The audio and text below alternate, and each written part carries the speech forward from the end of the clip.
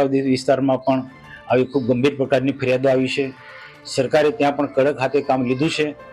આ જે પોઈચા બ્રિજની વાત કરો છો એ પણ આસપાસના ગામજનોએ અને ખાસ કરીને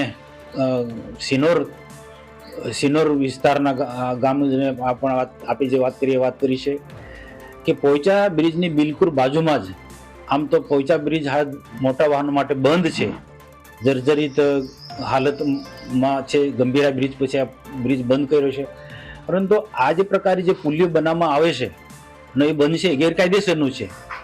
એ રેત માફિયા બનાવી રહ્યા છે અને એ ખરેખર નર્મદાને આ પ્રકારે રોકવાનો જે સાહસ કરશે તો એ નર્મદાના આધ્યાત્મિક દ્રષ્ટિએ પણ બહુ નુકસાનકારક છે.